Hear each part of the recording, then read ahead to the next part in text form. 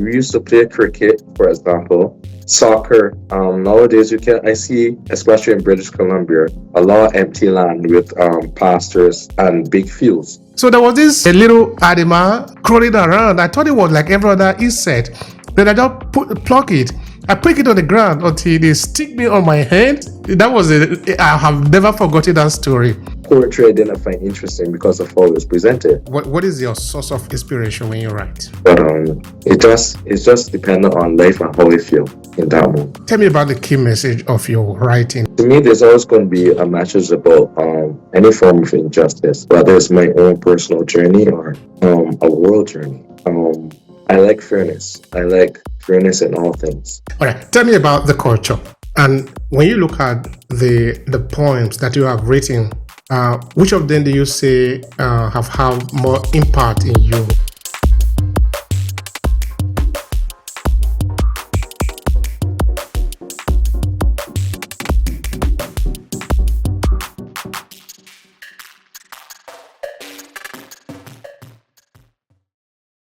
My name is Marlo. I'm a Barbadian poet slash filmmaker slash host and self-published author of 4 poetry books. Currently trying to finish my 5th one.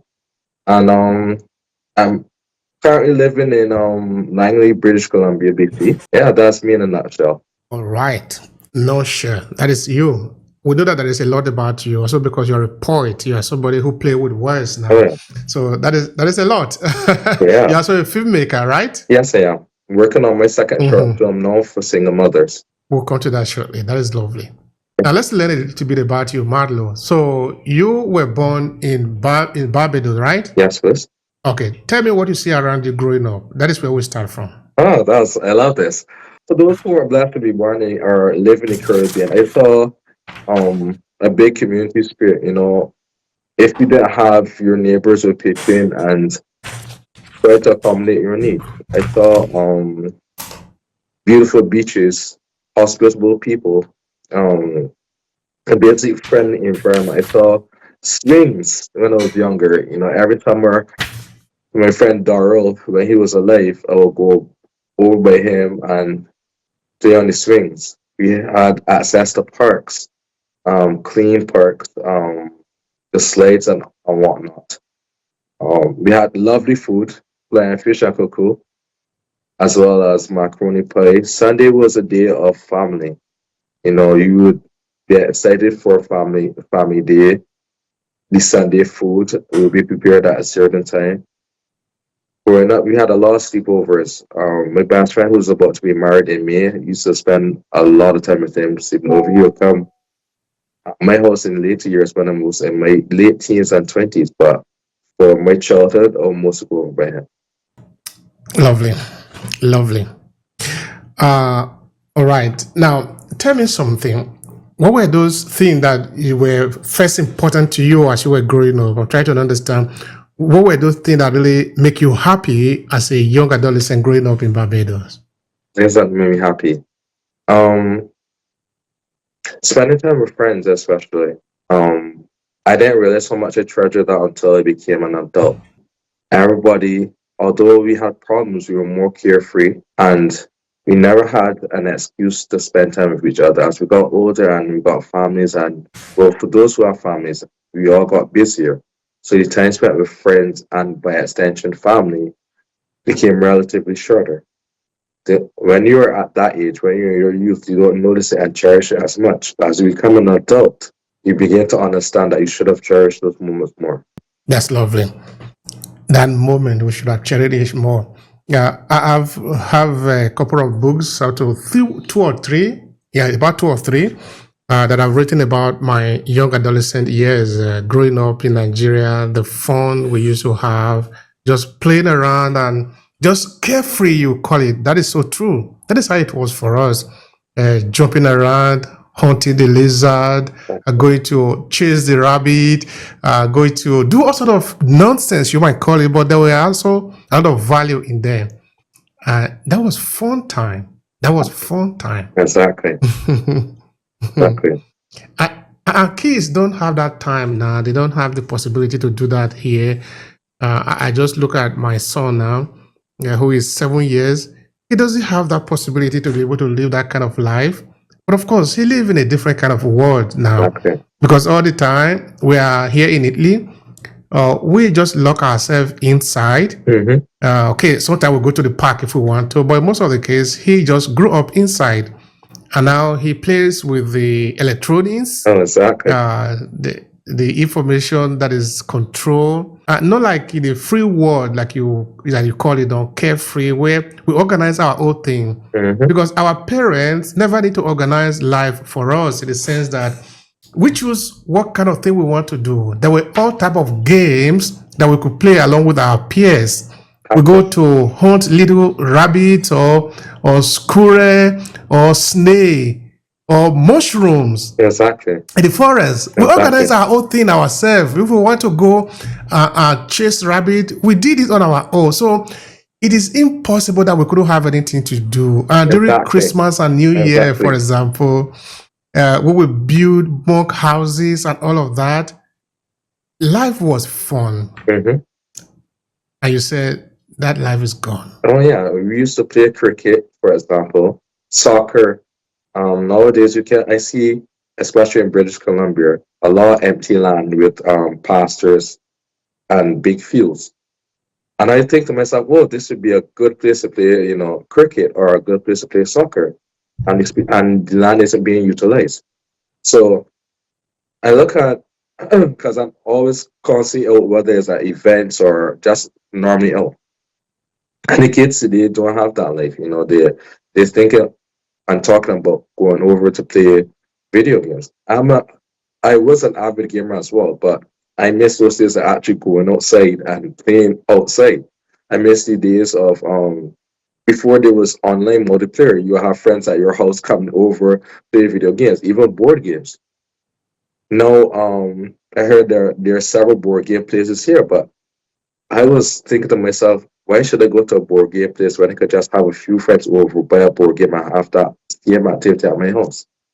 It doesn't make sense. But well, you know, places have evolved, and we have evolved a bit as people. I think that we took out the fun aspect of living. So now I'm in a place where people have this hustle culture. They're constantly working. And I'm constantly working as well, but going out to events and enjoying myself. And people are asking me, how are you doing this? I said, because my aim is to create an effective work-life balance. And people, that seems like a foreign concept to a lot of people here. That balance is important. Yeah, the constant walking. Yeah, the walking might really even be good, but walking on what? Exactly. Because I see people just jumping, hopping in like the grasshopper. Yeah, grasshopper. We used to also go and chase the grasshopper a lot in the farm. I remember there was a particular story I was telling in one of my books.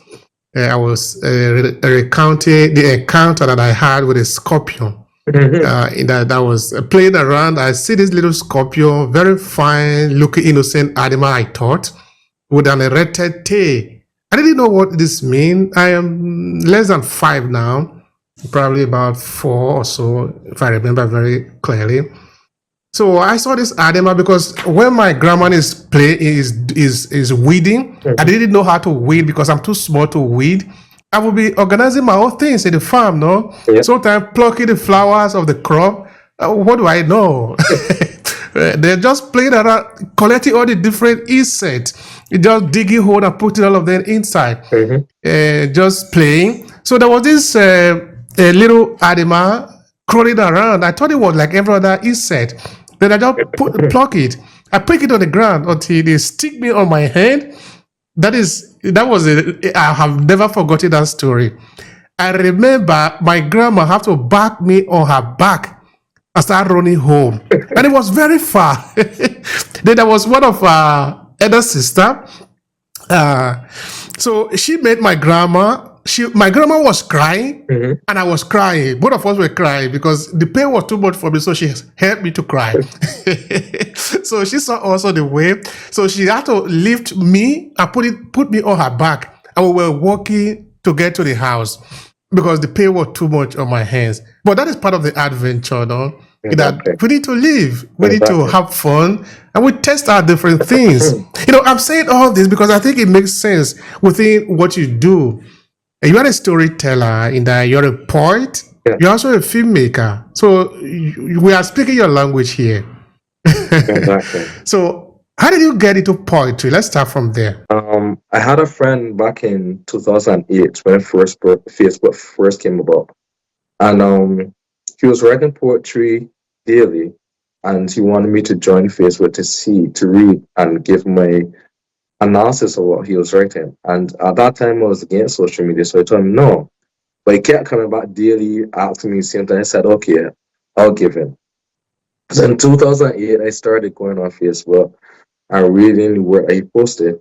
And then I said, okay, like this is different from what we learned as poetry in secondary school, like the whole Shakespearean style and whatnot. So the next year, 2009, I decided to try writing because I always liked to write it in the sense that I used to write little compositions back in primary and secondary school, but poetry I didn't find interesting because of how it was presented. So I tried it in 2009. At first, it was a bit gimmicky to me because I was just having fun with it. And then as the years progressed, I changed from writing gimmicky stuff to writing stuff that people go through on a daily basis. And I found that that helped me with a lot of things. I was shy at the time and I couldn't verbalize certain things, but I could write them. So that helped. Not it started, I guess, as a coping mechanism, as a way to interact, and then it transcended into something more, a lot more. So people, I remember many times I had wanted to stop and quit writing, and people were messaging me and say, "Oh, we really enjoy your work. We love what you talk about. Please don't stop." So it just happened from there, and it got to a point where people were asking me to publish. And in 2019, after first being contacted about publishing in 2014, and I refused because I thought that poetry should be made accessible to everyone. I changed my mind and got published in 2019. All right. And when you are writing your poetry, what usually pass through your head? Like, what is your source of inspiration when you write? I always get asked this question, and my simple response is life. It can be what is going on in the world today. It could be something that I'm personally going through, which I have been doing a lot more of. When I first started, it used to be what the world is going through, and for my first three books, they were presented in that format. After my third book, people were asking me to review more about my story. It's all right to write on behalf of people or stories surrounding people, but they wanted to know who I was as a person. So I started doing that more. But it could be like something as simple as what's going on between Canada and America today, the trade war, the election of Trump, what Musk is talking about with regards to removing Social Security, what Trump is talking about with removing or trying to ban the whole DEI initiatives, Medicaid and things like that. I can write on that stuff, but it's just dependent on life and how I feel in that moment. All right. What is the feeling of that moment? I get that. And you say that people like what you write, they tell you never to stop. I think that is very important. Mhm. Okay. Tell me about the key message of your writing. If you were to say, maybe this is the primary theme that is sort of run through all your writing as a poet. What is that? I mean, the prevalent theme. Well, to me, there's always going to be a message about any form of injustice, whether it's my own personal journey or a world journey. Um, I like fairness. I like fairness in all things. And a common example of this, I used to write a lot of poems based on the female perspective, and women will love that because a man telling the things that they Did go you, did through. you did you say female perspective? Yes, and All I'll, right. I'll, I'll elaborate. Women will love that because a man writing about the things that they go through to raise awareness is important. But in doing that, I was also neglecting the male perspective, what men go through. And a big thing that inspires me over time is the idea of male mental health. I think it is a topic that is not discussed enough or although it can be discussed, a lot of attention isn't paid to it. So I started writing after and also experiencing some of the things that men go through, some of the triggers, some of the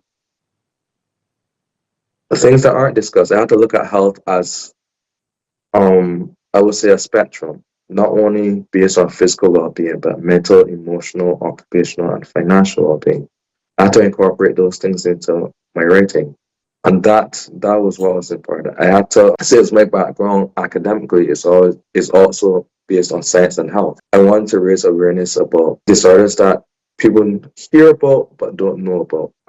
So the common ones you hear talk about is depression, for example. But no, I wrote on Tourette syndrome, on a male perspective of endometriosis. And when I first did that poem, a lot of people didn't know what endometriosis was, even women.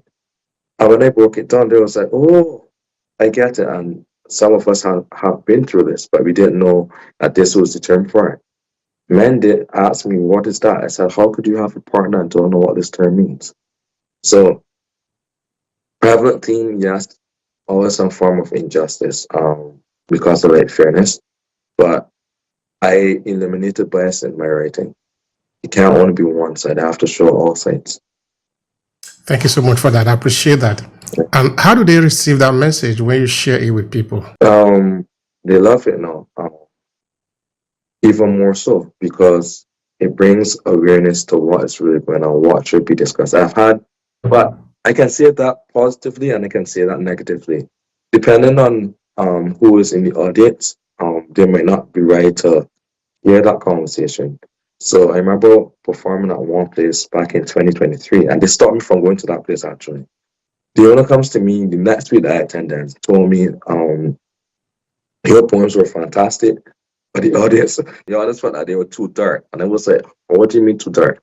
I was like, yeah, speaking about mental health is important, but they weren't ready for that. I said, well, you do know that we live in a place where approximately one in every three persons suffers from a mental health disorder, right? So how could I not speak about this? The reality of that was though, I had changed my set for that night because I was going to present a poem on domestic abuse. And instead I presented love poems. The poet after me, after having this conversation with me about poems being too dark and speaking on mental health, presented mental health poems. And he said not a word. And I said to myself, this is hypocrisy. And for over a year, I did not attend that place, nor did I perform there. I went back. I didn't with one of my friends. I didn't like the vibe, and I haven't been back since. Have people that are friends of mine that perform there frequently reached out and asked me to come? Yes, they have, and refused each time because I do not believe that artists should be censored. And when you look at that place again today, have you seen any changes? Are there move? Are there strategy? Are there way? Are there initiative to change that the air that is humming there? I will say that the change that I like is the increased frequency of artists being featured at the space. But the overall ambiance, no, it still feels the same to me. And I realized that if I was frequenting that space, that I would have been stagnant. I would have had several opportunities that I have had. For those that in the Fraser Valley, yeah, they want to go there because it's a space to perform and it's closer. But if you want to grow as an artist, you can't remain in Fraser Valley. And this was a piece of advice that was given to me at the end of 2023. No, it was at 2020, at the end of 2022. And I thought about it and I followed that person's advice and went to Vancouver all of 2023. And it led me to where I am today. Being featured on several events to the point that I get emails or messages inviting me to events. Had I not followed that advice and done like a lot of artists within the Fraser Valley, that would have never happened. All right, tell me about the culture. How much does your culture influence your poem, the message that you are presenting in your poem? Very important question. It influences a lot of it, and I will say all of it. While I do not use, let's say, dialect, which is a part of our culture within the poetry, even introducing me at your event, you have to say where I'm from. You have to say where I'm from. I will not perform if you claim me or say that, oh, I'm a Canadian poet or a Latin poet. No, you have to say that I'm from Barbados, right? Because that is who I am. Um, and narrowing down more on culture. A lot of people that have been here don't know where Barbados is. And I was tired of having to um, use either Rihanna or cricket as a correlation. No. So I wrote poems on that, detailing where I was from, the type of artist, beaches, um, what you would see, like certain events, going for putting ourselves on Saturday mornings, having fish and chips at oysters on Friday nights, those things. But before I wrote those two poems, people were hearing my accent and asked where I'm from. And at that point, before that point, I didn't even think I had an accent. So I told them I was fortunate to find out that some of the same people that were coming to listen to me are from Barbados as well. So it enabled me to find more of my countrymen and enable them to get on more stages so that they will be more recognized as well. So it plays a big part. Yeah, that's important. That's important. And when you look at the poems that you have written, which of them do you say have more impact in you? Okay, this story is important because as artists, as creator of work of art, our work also have to make sense to us in a deeper sense of it, in the sense that some of the story that we tell come to heal us, even not just healing those that are listening to us. So I'm trying to understand, of all your poems, which one have had most effect in you? Um, that has changed over time. Um, Before I got to my third book, it used to be a poem from my first book called Stars. It was inspired by, and I have to tell the person that wrote this song, the story behind this poem. It was inspired by a friend from primary school who was a rapper, a guy by the name of Nicholas Saintston, and he goes by Taff. He had a song, I think it was late 2010, called Stars, and I loved the song so much that I wrote a poem with the same name. But why I love that poem so much is because it was a depiction of how I felt. I was almost finished undergraduate. I mean, my bachelor's degree in university, but I don't think I was at the point of life where I wanted to go. I still not, in terms of an academic perspective, still not at that point. So I wrote this from a third person view, talking to parents and asking them like how I have strayed from the path that I wanted to be. It was a bit exaggerated because no, I did not get anybody pregnant at the time, but I wrote from that perspective also to show how a person that was probably on the dean's list could be corrupted by negative peer pressure and stray from the path that he was supposed to be on. So it's like if a star left the constellation, which my first book had that subtitle, writing for stars that want to return to constellations. So that was one of my favorite pieces, and that impacted me a lot. Um, one of my other favorite pieces was actually the title of my third book, Thoughts of a Mature Mind, and this was a pivotal point in my journey of as a poet because it was a male perspective on endometriosis. And this is where I was venturing into the realm of relationships. And a lot of poets speak on relationships, but this was a fine tuning moment because what if your partner got sick, right? Had to go through a condition like this. How would you respond as a man? A lot of men, whether it be ovarian cancer, breast cancer, even endometriosis, would leave their partners because they think that she will be of no use to them. So they can't handle these things. So I wrote on that being supportive, and a lot of women love that because they had gone through what I had described.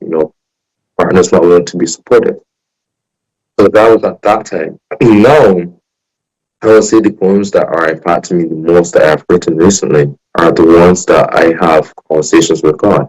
I have always believed in God, but more so in these challenging times. I would say from late 2024 to now, I've seen how a lot of things, especially things created by people, can test your faith. And I think strengthening your faith is important if you want to not go crazy. So I think the ones that are impacting me now are the ones that I write about. Fear. What does that mean? Now, you're a creator of work of art. James Allen, the famous English writer, the writer of As a Man Thinketh, said that artists are the creator of the other world. And of course, he lists out some of them. And I think there is really a huge power that is in the hands of the creators, the artists. Now, fear. What does that mean? Well, fear, I always say, is the inability to take risks, whether they are calculated or uncalculated. I think fear is a trait that can hold you back from being successful. And people always think of success as an elaborate social construct, and I don't.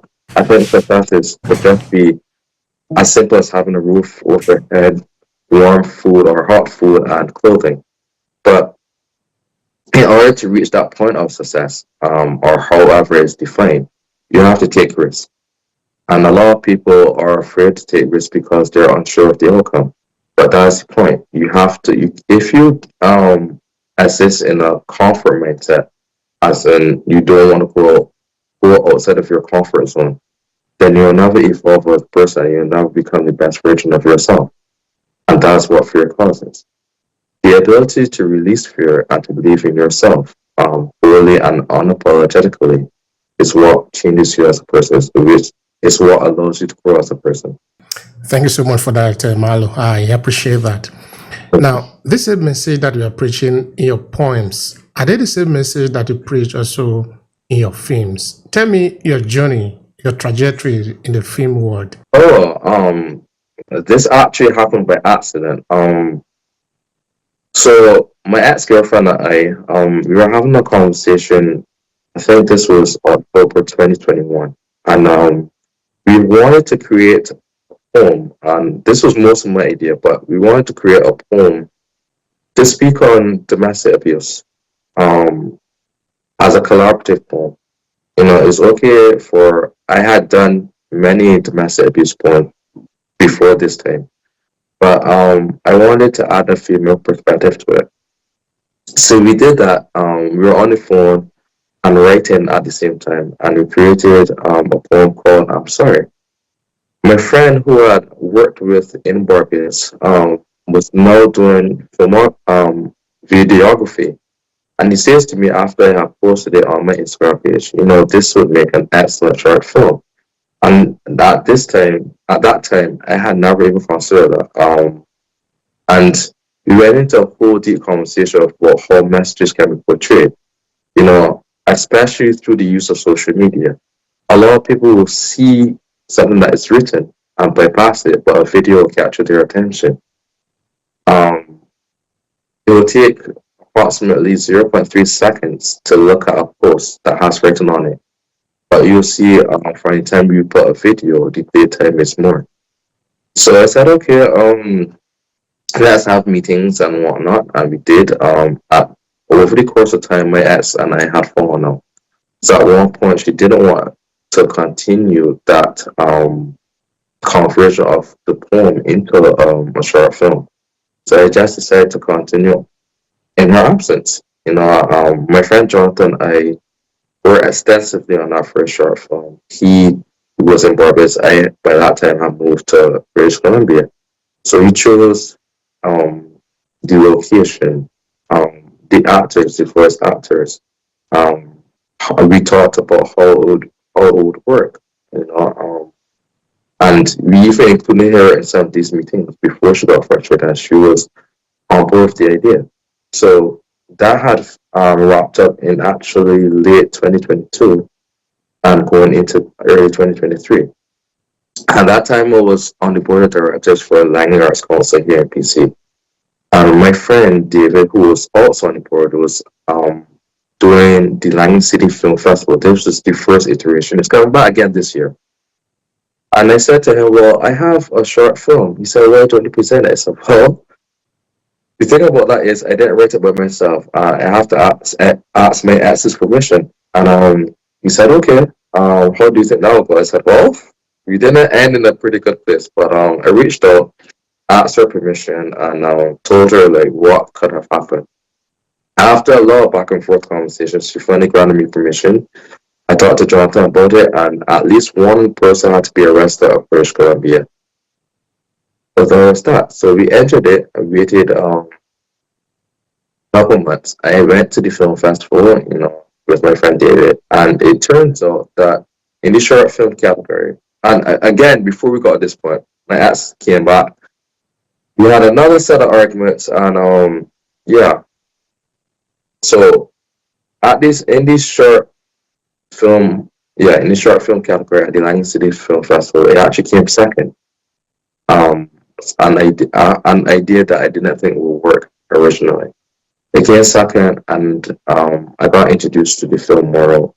Became friends with the person who won the film world, won the short film category, and we're looking forward to doing it again, but this time with less drama. So yeah, it's been a really good experience. It showed me a lot of different possibilities about how to get messages across, and I was thankful for that. Congratulations. Thank you. You have won an award there. That is not a small thing.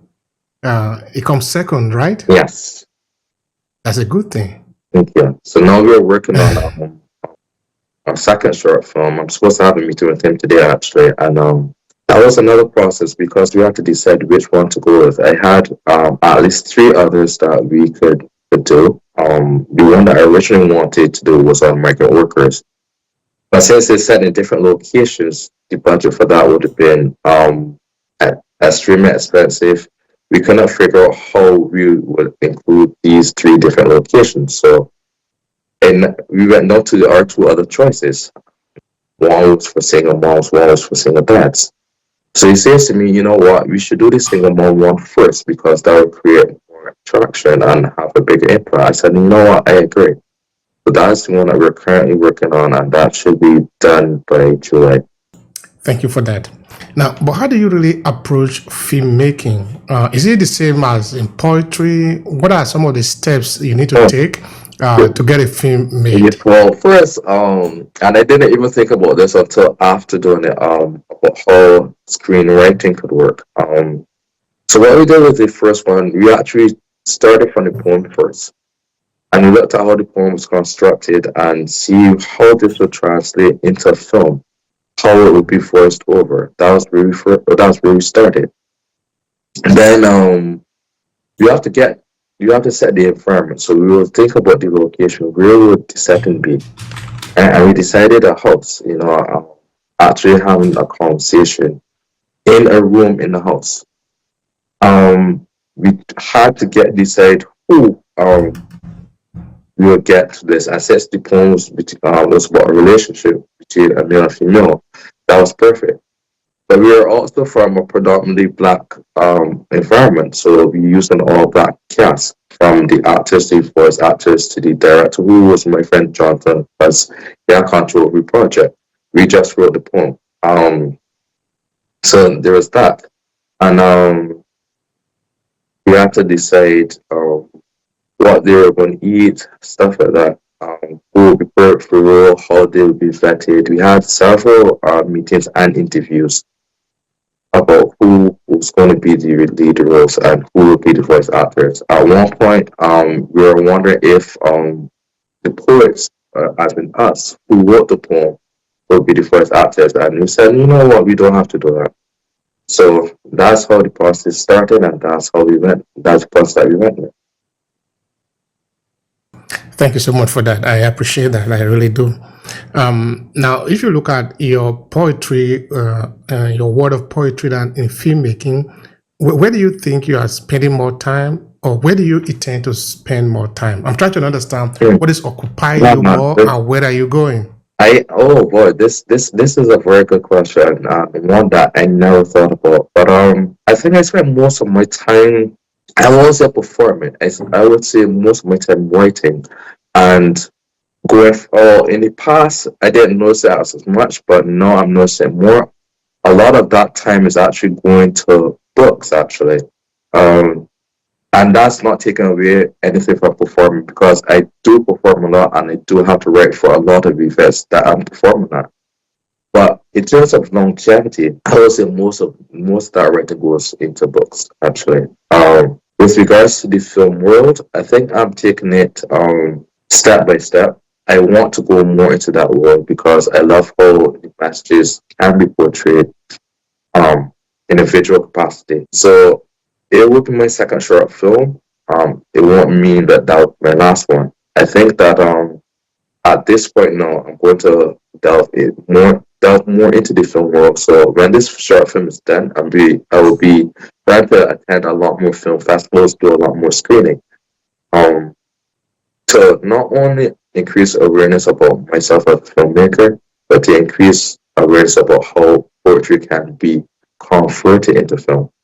I think I enjoyed short, and that was a lesson that I learned too by attending and being a part of the first film festival. I actually appreciated and liked the creative process and watching the short films more than full length films. I'm talking about blockbuster films. I think a lot more storytelling and a lot more impact were created from those short films than, let's say, like a triple film like a Marvel movie.